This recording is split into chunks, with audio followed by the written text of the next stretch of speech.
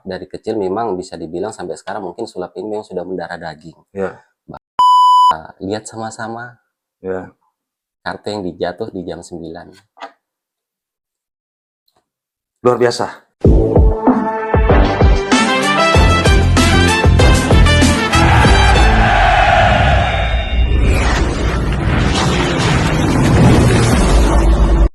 Halo sahabat podcast Beta Cerita Palu. Selamat malam dan selamat kembali lagi di podcast edisi berikutnya. Malam hari ini saya kedatangan tamu yang sangat spesial. Beberapa minggu lalu saya mendapatkan tamu membahas tentang masalah politik dari anggota kepolisian juga. Tapi malam ini saya kedatangan seseorang yang luar biasa. Ini di samping saya ada seorang pesulap. Saya boleh Iya, kata begitu Bang ya? lebih tepatnya seperti Lebih itu. tepatnya begitu. Iya. Abang, saya panggil Abang ya. Abang Eko Flexco. Flexco. Iya, betul. Ini namanya agak susah ini Bang ya. Apa kabar nih Bang? Alhamdulillah baik, sehat-sehat ya. Dan malam hari ini kita akan berbagi cerita di ruangan podcast Beta Cerita Palu tentang profesi yang dijalani oleh abang saya ini. Bang, Ya. bisa berbagi kepada sahabat podcast nih Bang. Iya. Kenapa memilih sebagai seorang pesulap Bang? Kalau pertanyaan kenapa memilih sebagai seorang pesulap, panjang perjalanannya. Panjang ya? Panjang, iya, panjang sekali. Kalau saya secara garis besar, mungkin bisa dimulai dari saya masih mungkin sekitar umur 5-6 tahun. 5-6 tahun? Iya, Masih kecil ya? masih kecil sekali awalnya. Jadi saya coba ceritakan ya, Ya. secara garis besar. Sekitar umur 5-6 tahun itu saya pernah diajak sama bapaknya saya Ya, melihat salah satu pertunjukan sirkus. ya. Sirkus itu kan atraksinya banyak, ada Ya. yang pakai gajah, harimau, ular. Kayak dulu kita masih kecil sering Iya, nonton ya. di televisi. Tapi ini saya nonton secara langsung. Terus ada atraksi orang yang bergelantungan. Ya, Nah, pada lumba-lumba yang lumba-lumba, iya seperti itu. Nah, pada saat itu ada salah satu atraksi sulap. Dan sampai saat ini masih saya suka permainannya. Pada saat itu saya lihat itu dia main, ada satu buah kain warna hitam, digoyang-goyang, terus dilempar tiba-tiba jadi tongkat hitam. Wah. Itu pada saat itu saya itu luar biasa sekali. Saya ingat sekali dalam pikiran saya itu, bagaimana caranya, kok bisa?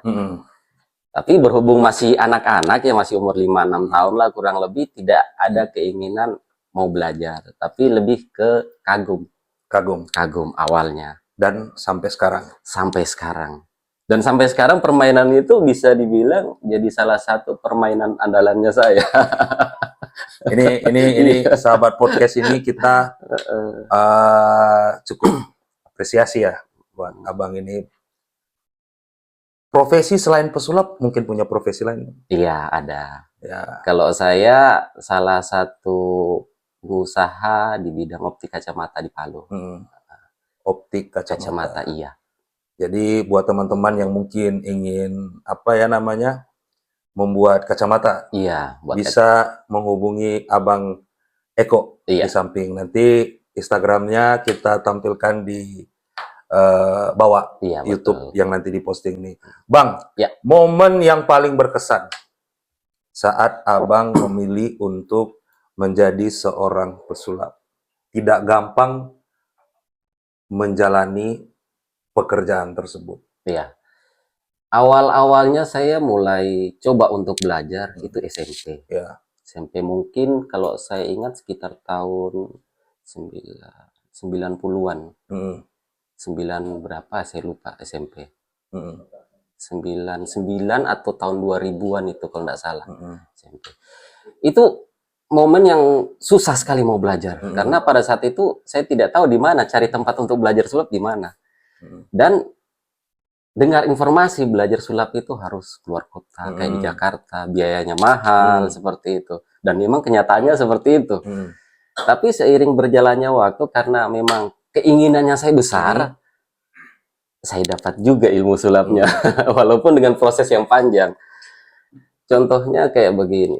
Untuk mendapatkan satu trik permainan sulap, kadang 1 tahun itu tidak cukup. Tidak cukup Bang ya? Iya, Itu dan enggak gampang ya? tidak gampang. Ketika ketemu orang mengajari saya satu permainan sulap, itu proses belajarnya saya olah sendiri sampai ada pengembangan selanjutnya, sampai saya betul-betul bisa siap main sama orang. Nah, ketika saya ingin lagi belajar ke permainan yang berikutnya, susahnya minta ampun. Saya mau cari di mana ini? Karena saya juga tinggal di daerah, bukan di kayak Jakarta. Jadi untuk dapat link ke sana itu susah. Seperti itu. Pernah tidak dalam kehidupan ini dengan profesi seorang pesulap, pasti kan ada yang pro, ada yang kontra. Iya, betul. Bener kan? Betul. Pernah enggak mengalami hal tersebut? Sering.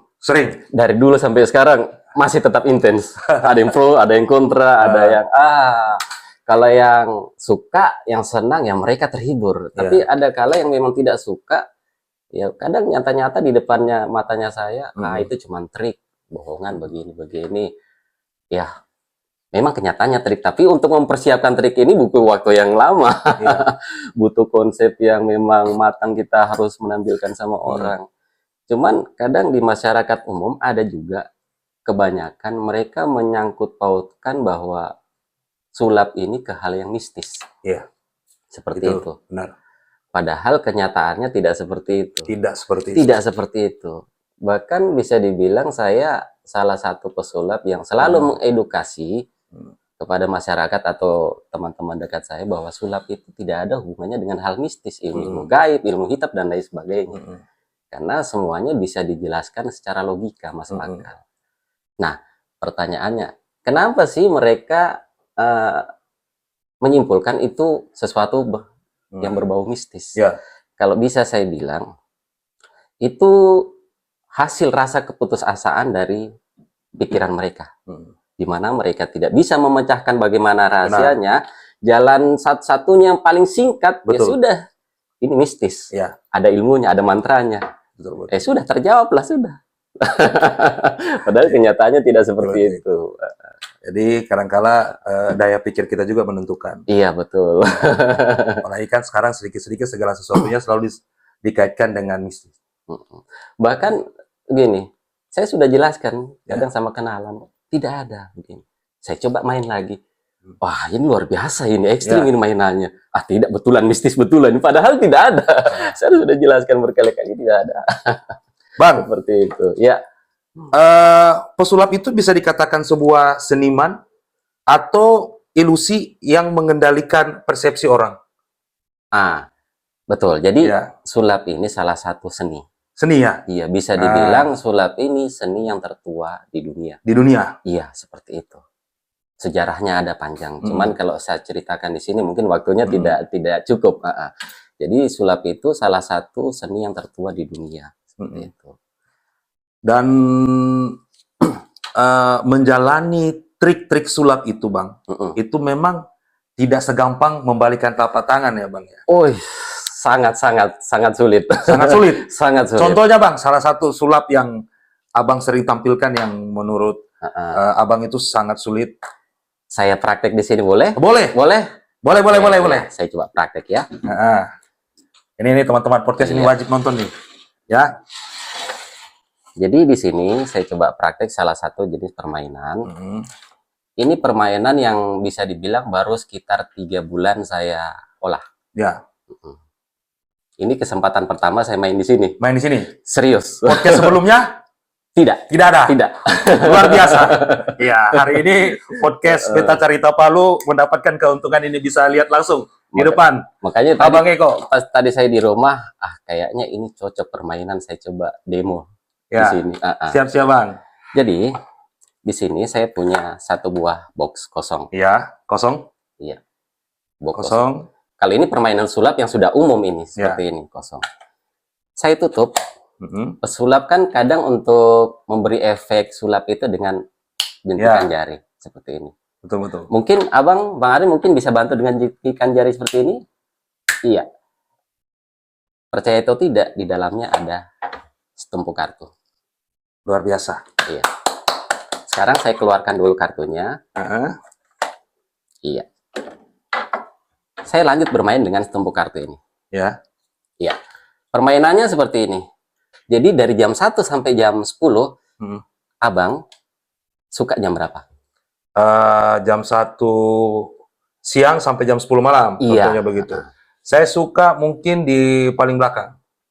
Jam 10. Saya suka yang di atas. Jam 10. Ya. Mau ditukar lagi atau tidak? Bolehlah jam 9. Jam 9. Jam 9 bolehlah. Karena tiap keputusan menentukan hasil akhir dari permainan. Jam 9 lah. 9 ya? Oke, fix jam 9 nih. Jam 9, oke. Saya akan ambil 9 kartu dari sini. Ya. 1, 2, 3, 4, 5, 6, 7, 8, 9. 9 kartu. Saya hitung lagi. 1, 2, 3, 4, 5, 6, 7, 8, 9. Ya. Oke. Sekarang, putaran jam ada 12 ya? Ya. 12. Sekarang, saya akan ambil 12 kartu dari sini. Ya. 1, 2, 3, 4 ya. Ya. 5, Nah. 6, 7, 8, 9. Ya. 10, 11, 12. Maksudnya saya ulangi putaran jam supaya cukup kartunya, tidak habis ya. Sekarang saya akan beberkan kartunya seperti ini ya. Mulai kita hitung dari jam 1. Jam 1? Iya, 1, 2, 3, 4, 5, dan 6, 7, 8, 9, 10, 11, 12.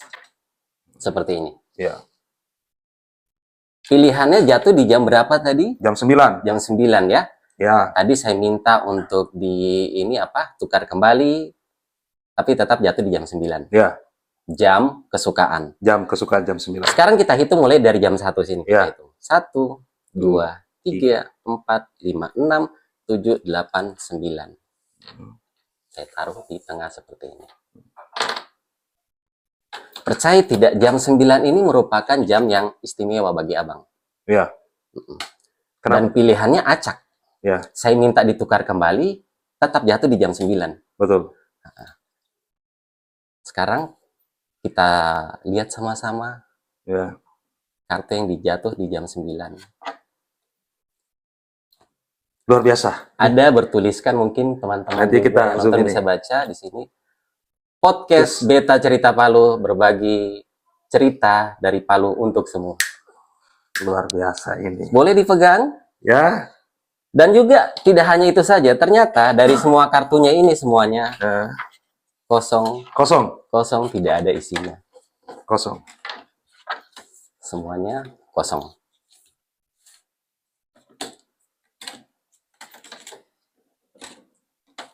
Luar biasa. Ini sahabat podcast, ini suatu kesempatan luar biasa. Dan podcast Beta Cerita Palu ini langsung tertulis nih. Podcast Beta Cerita Palu, berbagi cerita dari Palu untuk semua. Terima kasih Bangku. Sama-sama. Jadi maksudnya mungkin di jam 9 itu mungkin jam yang istimewa. Jauh yang istimewa. Untuk memulai segala sesuatunya. Siap. Jam 9 pagi. Iya. Luar biasa ini. Ini terkait dengan bicara sulap nih Bang ya. Iya. Tentu saja kemarin saya lihat postingan Abang ada tampil di beberapa acara. Terakhir saya lihat tampil di apa ya kalau sendal di Pasangkayu ya Bang ya? Iya betul. Terakhir di Pasangkayu. Sejauh mana nih Bang daya tarik masyarakat terhadap kesenian sulap itu sendiri, khususnya yang ada di Kota Palu? Pada dasarnya banyak yang suka Bang, banyak yang tertarik. Iya, karena seni sulap ini seni kalau bisa saya bilang unik, lain daripada yang lain. Iya, karena seni sulap ini kan penuh misteri, misteri. Jadi artinya orang itu secara tidak langsung pikirannya mereka, alam bawah sadarnya menyukai sesuatu yang membuat penasaran. Ya. Kapan penasaran mereka akan kejar. Ya. Seperti itu. Secara finansial sebagai profesi sebagai pesulap menjanjikan enggak Bang? Fleksibel sih Bang. Fleksibel ya? Fleksibel, iya. Tapi kalau boleh saya cerita, saya kan pekerjaannya, usahanya di optik kacamata. Iya. Pernah dulu pengalaman saya selama 1 tahun full, bahkan bisa dibilang lebih dari 1 tahun, pekerjaan usaha kacamatanya saya tidak urus. Fokus ke sulap. Iya. Jadi sepanjang bulan, sepanjang tahun memang isi acara di mana-mana, dalam kota, luar kota, full seperti itu. Jobnya banyak waktu itu. Iya, pada masanya dulu. Alhamdulillah. Iya. Jadi bisa setidaknya untuk isi dapur lah orang bilang. Boleh. Khusus untuk daerah Palu, Bang. Iya. Kalau bicara masalah sulap, apakah ada komunitasnya itu? Kalau untuk saat ini tidak ada. Tapi ada sebenarnya. Sebetulnya ada. Pada masanya dulu memang di Palu sini ada berapa komunitas? Ada 1, 2, ada 4. 4 komunitas berbeda-beda. Cuman seiring berjalannya waktu, semuanya sudah hilang. Mungkin entah kesibukan pribadi, sudah yang berkeluarga, sibuk urus pekerjaan. Akhirnya komunitas tidak terurus. Jadi bisa dibilang kalau untuk wilayah Palu sendiri yang memang masih fokus untuk menggeluti sulap, mungkin saya seperti itu. Iya, luar biasa. Jadi bisa juga memotivasi teman-teman, Bang, ya. Iya, betul. Yang mungkin punya ketertarikan yang sama dengan Abang Eko. Kalau dikasih kesempatan ini, Bang, untuk membuka sebuah pendidikan, atau bagi adik-adik yang mungkin tertarik dengan sulap, apakah Abang Eko siap untuk hal tersebut atau sampai sekarang untuk sekedar menghibur saja? Siap sekali. Siap sekali. Nah, sahabat podcast ini dengar nih. Sekali. Bahkan kadang sulap ini kan bagus untuk perkembangan otak. Iya, apalagi yang anak-anak masih di bawah umur. SD, SMP itu bagus sekali perkembangan otak, untuk pengembangan dirinya sendiri, untuk melatih public speaking-nya, untuk melatih mental, rasa percaya diri, itu bagus sekali. Karena yang paling penting mental, Bang. Iya, betul. Karena walaupun sehebat apapun orang, kalau mentalnya tidak ini ya susah. Iya, apalagi betul. Seorang pesulap ini kan, aduh luar biasa. Atraksinya itu, Bang, yang tidak gampang. Bang, ya. Pernah nggak dalam suatu momen menghadapi kegagalan dalam penampilan? Jujur pernah. Ya. Pernah, dan itu wajar. Di kalangan pesulap yang baru belajar, pemula, atau yang profesional, atau yang skalanya sudah nasional. Pernah. Bagaimana Abang menanggapi hal tersebut? Kalau saya pribadi ya, saya tidak melihat yang di luaran sana. Saya lebih ke dirinya saya sendiri, itu lebih ke pembelajaran. Pembelajaran dirinya saya sendiri. Artinya, oh ya ini yang salah ini. Walaupun pada saat atraksi di atas panggung, miss permainannya, ada yang bocor, di mata penonton tidak bakalan kelihatan. Tapi di hatinya saya, ini miss ini. Ini bocor ini. Ya. Walaupun kenyataannya di penglihatan para penonton aman-aman saja. Cuman di hati ini yang ada rasa yang tidak puas. Seperti itu. Ini miss ini. Besok jangan lagi nanti begini. Seperti itu. Ini kan daya nonton seseorang kan pada saat kita penonton kan yang kita ingin lihat adalah apa sih daripada sulap itu. Iya, betul. Sehingga hal-hal yang terkait dengan miss tadi itu kadang-kala kita tanpa sadari. Dan itu banyak terjadi juga di televisi. Banyak sekali terjadi di televisi. Dan luar biasa, Bang. Bang, menjadi seorang pesulap, Abang Eko lebih dikenal sebagai seorang pesulap atau seorang wira swasta? Dua-dua. Bahkan di ini kalangan langganan saya di optik kacamata, sebagian besar tahu pesulap. Jadi kalau mereka datang ke optik, habis bikin kacamata, periksa mata, Mas Eko main dulu sulap. Main dulu. Berarti ini trik juga, Bang, ya. Supaya para pelanggan yang datang itu tertarik. Ini salah satu trik juga. Kadang saya juga kasih plesetan begini kan. Bikin kacamata atau ganti lensa, nanti saya ajari mainan sulap. Luar biasa. Masuk marketingnya. Dan sahabat podcast Beta Carita Palu punya keinginan untuk mengundang Mas Eko ini, bisa saja langsung di Instagram, Bang, ya. Iya, betul. Instagram nanti akan saya tulis di bawah, ya. Instagramnya Abang Eko buat teman-teman yang ada di Kota Palu dan sekitar. Berarti Iya, harus ke betul. Kota Palu juga ya? Iya, betul. Kalau ada yang tertarik ingin mengundang Mas Eko, bisa langsung menghubungi beliau Iya. dan langsung berkoordinasi dengan orangnya di samping ini. Ini Bang, luar biasa cerita kita hari ini Bang. Dan menurut saya menjadi seorang pesulap itu adalah sesuatu hal yang tidak gampang. Iya, betul. Dan tidak mudah dijalani. Dan salah satu filosofi mungkin yang Abang Eko bisa sharing kepada teman-teman pesulap, pemula, apa sih yang giat-giatnya sehingga bertahan sampai sekarang? Kalau kenapa sih saya sampai bisa bertahan sampai sekarang? Karena memang mungkin saya suka. Ya, Dari kecil memang bisa dibilang sampai sekarang mungkin sulap ini memang sudah mendarah daging. ya, Bahkan bisa dibilang kesehariannya saya, pikirannya saya itu sulap, sulap, sulap terus, sulap terus. Nah, untuk teman-teman yang di luaran sana, saya mungkin bisa kasih sedikit motivasi. Yang mungkin yang bergelut di seni sulap. Karena sesuai pengalamannya saya, teman-temannya saya kan banyak yang Ya. pesulap. Semuanya stuck di tengah jalan. Bahkan sampai sekarang tidak lanjut lagi. ya, Dipanggil untuk gabung untuk ke seni sulap lagi. Sebagian besar memang sudah tidak mau. Tidak mau. Seperti itu. Jadi, saya kadang kasih tahu teman-teman juga, ketika kita mau coba untuk belajar main sulap secara tidak langsung, kita sudah mencoba untuk masuk ke dunia entertain. ya, Seperti itu. Otomatis kalau kita sudah mencoba masuk dunia entertain, kita harus melatih mental dirinya kita. Public speakingnya kita yang baik, gitu. Penampilannya kita jaga yang baik, seperti itu. Kalau tidak seperti itu, ada pemikiran seperti itu, saya jamin pasti akan stuck di tengah jalan. Jadi Abang Eko dari semua perjalanan yang sudah dilalui, Ya, ada mungkin sesuatu hal yang paling berharga dalam menjalani sebuah profesi yang tidak semua orang bisa menjalani tersebut.